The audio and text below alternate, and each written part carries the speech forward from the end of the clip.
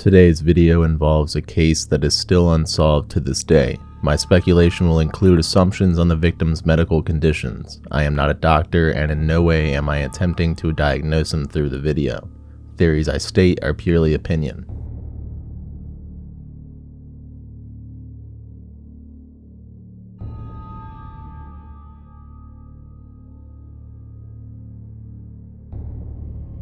This case involves the mystery behind the disappearance of 28-year-old German man Lars Mittank. As I am sure a lot of people might recognize his name, the surveillance video of his final known moments has become rather infamous on the internet.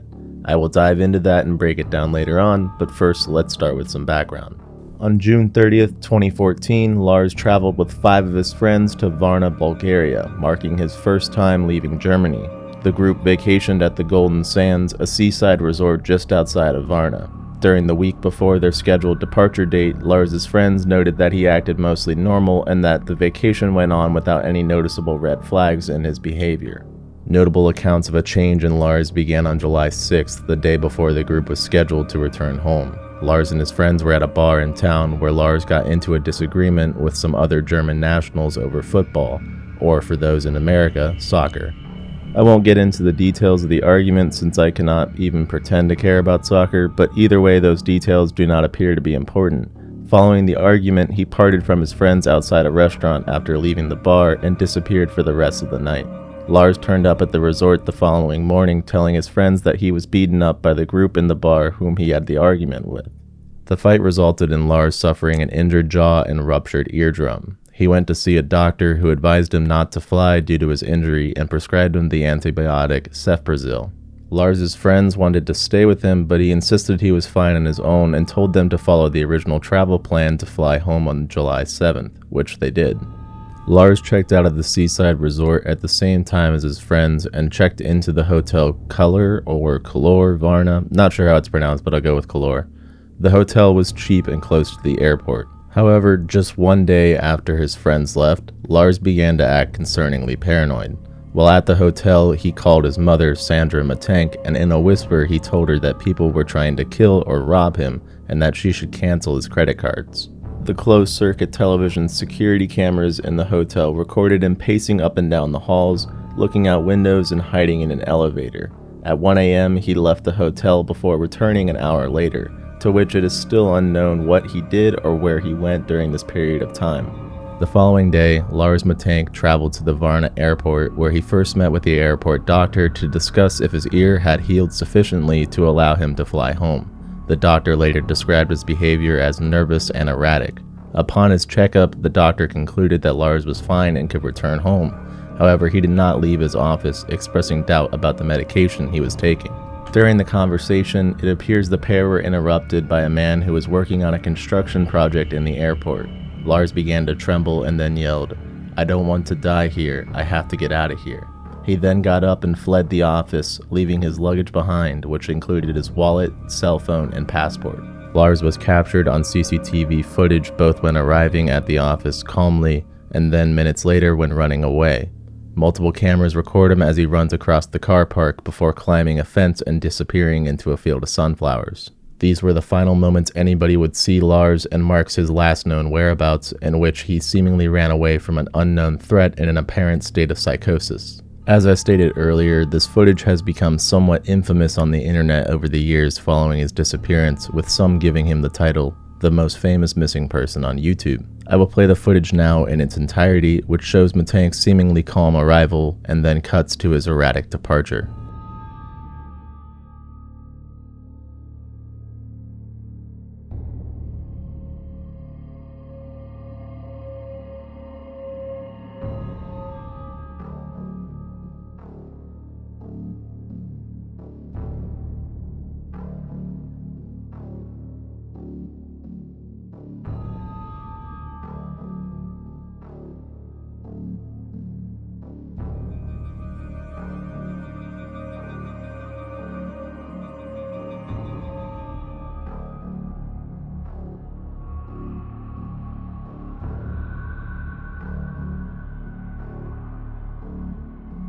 Following the events of this footage, no trace of Lars Mittank has ever been found. While it is indeed entirely possible that he was being pursued by some unknown person, it seems more likely that his head injury combined with the effects of the antibiotic or some other substance that he possibly ingested during his time in Bulgaria triggered some kind of psychotic episode. His mother continues to seek leads regarding her son's disappearance, and despite years of investigation from Germany's Federal Criminal Police Office, no concrete leads have ever turned up. There is no definitive agreement among experts and family members as to the causes of Mittank's behavior and to what extent his paranoia was rooted in reality.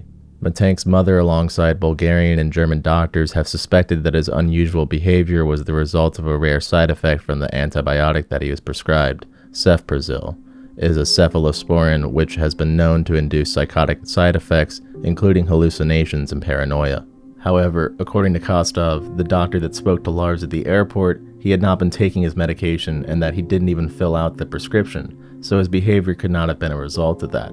His mother states that he had no history of mental illness. However, a mental breakdown caused by an undiagnosed mental illness has been discussed as a possible explanation for his conduct. It is also unknown what happened to Mittank after he fled the airport. With the police unable to determine Lars's fate, Sandra Mittank hired a private investigator. He checked hospital records for patients without identification, but found nothing. Despite this, Lars's mother still holds the belief that he is alive, possibly having lost his memory.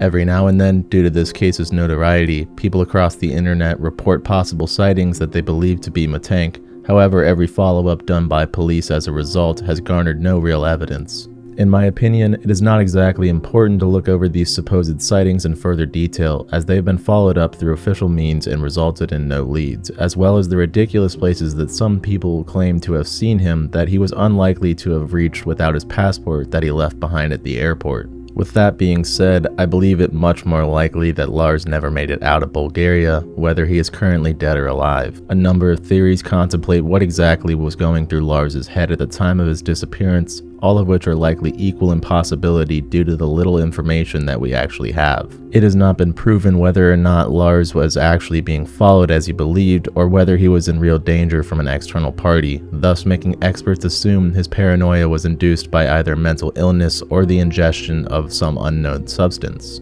However, the implications that come from the fact that Lars has never actually been found, dead or alive, could equally support the fact that a third party was involved in his disappearance. Two leading theories that have been presented both offer possible solutions, but have an equal amount of flaws. The first theory states that Lars was looking for an excuse to run away and start a new life. However, this is doubtful due to the fact that he was on good terms with his friends and loved ones, and he didn't take any of his important belongings with him when he fled. The second theory states Lars had involvement in some criminal enterprise unknown to family and authorities, which could explain why he was never found, but this is purely speculation and there is little evidence to support it. When analyzed by Dr. Todd Grande on his YouTube channel, he proposed that Lars may have experienced what is known as first break psychosis, or the onset of something like schizophrenia. He argues this would explain his paranoia, delusions, and anxiety, and even the odd behavior he exhibited on surveillance footage. It could not, however, explain why he ran away or why his body was never found. The main question that we're left with is whether the pursuers were ever real to begin with.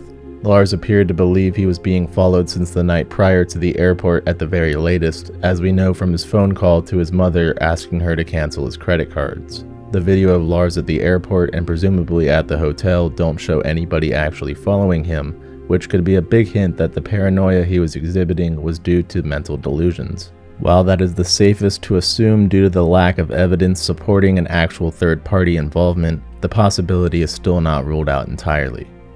Unfortunately, the odds that Lars Mittank will actually be found are slim to none, as police and researchers have never quite been able to tell where he went after the events of the surveillance footage, and it has been 8 years since his disappearance. I'd first like to start by addressing the fact that a lot of videos that kind of talk about the Lars Mittank case love to jump to the possible sightings of him outside of that. The two most notable ones that I know were of somebody in Germany, a trucker who claimed to have picked up a hitchhiker, and then like a month later, after seeing a photo of Mittank, he ended up saying that he looked like he could be a much more grown-up version of him with longer hair and a beard. I think the police did address this claim and found that there was no connection. And then the other notable one that I know of was one that was all the way in Brazil. Neither of these I find to be very possible. The Germany one a little bit more likely, but the Brazil one, basically, I rule that out entirely, because from what we know, he left his cell phone, his wallet, and his passport when he ran away from the airport, and there's no way he got all the way across the world to Brazil. Even if it was over a short amount of time, he had to cross over on a plane somehow to get there eventually. So I think that that's a pretty baseless claim, unless you maybe consider that he had some sort of connection to a criminal organization that could have gotten him the means of traveling there. But that's really high speculation. And I think it's already high enough speculation to assume that he was involved in anything criminally organized, whether it be drug trafficking or any other type of organization. There wasn't any evidence of this found by police, and there certainly wasn't any evidence that family knew of that could have pointed them in that direction. All they've stated is that it's a possibility. And I think it is a possibility, especially considering the fact that his body was never found, or him alive was never found.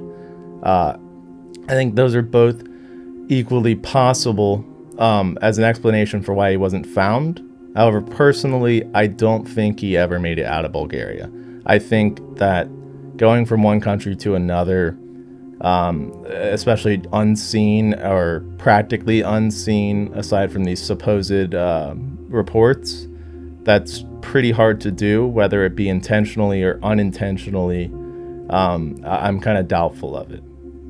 Next, I'd like to address the surveillance footage and kind of Lars's mental state at the time of his disappearance.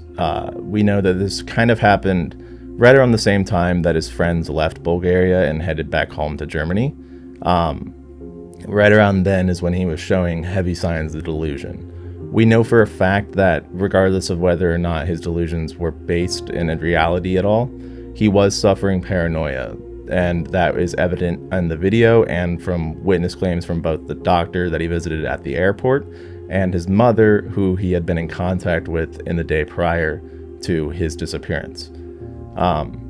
We, in both the airport footage and from their account, the hotel footage, have not seen a third party that was actually following him that would back up his claims to his mother, saying that he was being followed and that he could possibly be robbed and or killed, because he did ask her to cancel his credit cards in fear that he was running away for his life. We don't have evidence of this third party actually existing, so the only other thing that we can assume is that this was some form of mental delusion. I'd like to restate that, again, I'm not a doctor, so I can't actually diagnose what was going on with him. The best I can do is assume based on what other experts have said. I've already cited Dr. Todd Grande, who he also claims that he will not give an actual diagnosis as to what was going on with Lars, because it's hard for us to tell. He had no prior history of mental illness, at least according to his mother. So the best that we could assume is that this was some early signs of psychosis or early onset schizophrenia. And that would make the most sense if we're to assume that he was not under the influence of anything else. So if he was under the influence of some unknown drug, we would never really know because we never actually found him, whether dead or alive. We wouldn't know if there was any form of substance in his body that could have been causing these mental effects. He was abnormally expressing paranoia and most likely expressing either hallucinations and or delusions as to the cause of what was supposedly following him. Like I said, we never saw that in the security footage. We just saw him running away from seemingly nothing, sporadically leaving all of his belongings behind. So we can't really know if there was a third party involved, And if there was, they did a really good job of not getting caught on camera. That's the only reason that it's still kind of considered that there's a third party involved, is that we never found him. That could explain as to how he was never found, is if he was either killed or taken away somewhere else by a third party. That would be the best explanation as to how he disappeared so easily from police. The third party, however, was never captured on footage, so we don't have any real evidence, just speculation as to their existence. And from the signs that Lars was showing, it really looked a lot closer to the fact that he was imagining things. But again, he was not found, so explaining that part of the story is where it becomes a little hard, and we can't really disregard the fact that there could actually be somebody that was chasing after him. If we were to assume that the third party was in some sense real, from what it seemed that Lars was maybe alluding to be afraid of, were the group that he met at the bar and argued with over soccer. And that, I mean, it made sense enough that they probably beat him up because he was probably drunk and said some stuff that, you know, got him beat up, but not to like a severe degree. He got some injuries and to his jaw and his ear, and possibly maybe a concussion, but that was never actually said. But that is a possibility that brain injury had a part to do with his paranoia. He seemed to be afraid of them, and some people claim that that group could have been the one that was after him, but I find that really unlikely. I know I didn't go into details of what their argument was about, but it's not like there was much to really go into detail about. It was over some soccer stuff, and it didn't really seem very serious, especially not enough that they would track him down and be following him days after the event happened. It seems like they beat him up and then went home and forgot about it. I think logistically speaking, that's the most likely scenario. And if there was a third party involved, I would believe that it would be somebody completely separate from them. Like I said, the possibility of him being involved in some criminal organization that neither the police nor his family had any idea about prior, that's the most likely, I would think. But why they would be in Bulgaria looking for him, when it was his first time ever leaving Germany, it's hard to believe that he had prior contact with them before. And being in Bulgaria, maybe he ran into them. There just wasn't enough time between the time that his friends left him on the 7th and then him disappearing at the airport on the 8th. There really wasn't enough time for him to be involved with anybody other than the group that he got into a fight with at the bar. But again, it does not seem that the people at the bar would hold enough of a grudge to be following him down a day or two after the whole argument had been settled. It seems like it was settled enough that they beat him up, but then, you know, let him go back to his hotel later that night, or the next morning. I don't think it was specified as to what time he actually arrived back at the hotel, but his friends saw him again after that fight, and they saw his condition. He was able to go to a doctor, and he even insisted on his friends going home and that he would go back as soon as he was physically able to. So I think that they should be kind of ruled out of the equation. It seems like it's just a typical bar fight. It doesn't seem like it was anything serious. And again, if there's a third party involved, I really doubt that it was them. So finally, I guess I'll wrap this up by again stating that I'm not really going to focus on the supposed sightings of him.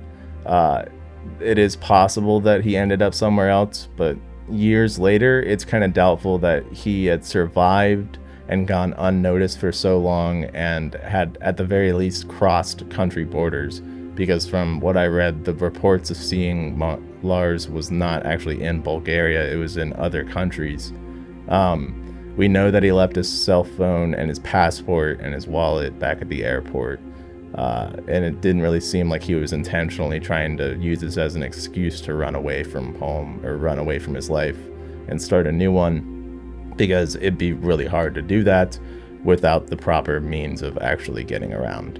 So I won't really address that further. I know a lot of people like to speculate on that and say, well, look, this guy says that he saw him. I think that's a lot of hearsay, and it's not super useful information, especially since the police actually did take a lot of these claims seriously and looked into them to find that there was really no backing or evidence suggesting that it was actually Lars that they saw. So, like I said, I don't really have much more that I could possibly add to this topic. I think it's kind of been beaten to death, and at this point, what really is added to it is just speculation. And I think I'll just be ending the video there. Sorry if I didn't really add much more info than others. There really isn't much I can do. Like I said previously, he's been described as the most famous missing person on YouTube, so there's not really a lot I can add to the situation. But I hope that my perspective was a little bit more zoned in and not as conspiratorial as others. I'm a little bit more skeptical on what information I'll accept and openly consider as a possibility. Like I said, I don't believe that the supposed sightings of him later on were actually valid. The police followed up on them and said they weren't valid. I kind of trust them at their word for that, because I do find it unlikely that he somehow escaped and went off to another country and was found years later, just seen hitchhiking or whatever. So I believe that this case will never be closed. There's a very, very, very low likelihood that they'll ever find him, let alone find him alive. I think that if they do find him, it will probably be dead, and my guess is probably in Bulgaria. I doubt that he ever made it outside of the country, and I doubt that he made it much longer than after we saw in that video. Probably a couple days at most, but it is a little shocking that they couldn't find out where he went, but he could have covered a lot of mileage in that time after that video and gone to a completely unknown location. So that'll be it for today.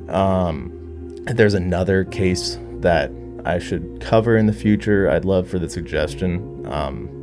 I did this based off a suggestion on my previous video. However, it's just something that I don't really feel that I personally can add a lot to. I do like more cases where there's a little bit more pieces and there's a lot more that I could possibly theorize without getting into full-on conspiracies about, and that's kind of how I like to approach these. So if you do have a suggestion for something that seems pretty mysterious but not so open-ended or so closed of a case that there's really no room to move in either direction, that's typically what I like to focus on. But hopefully this was enjoyable enough, and that'll be it for the video. Thank you.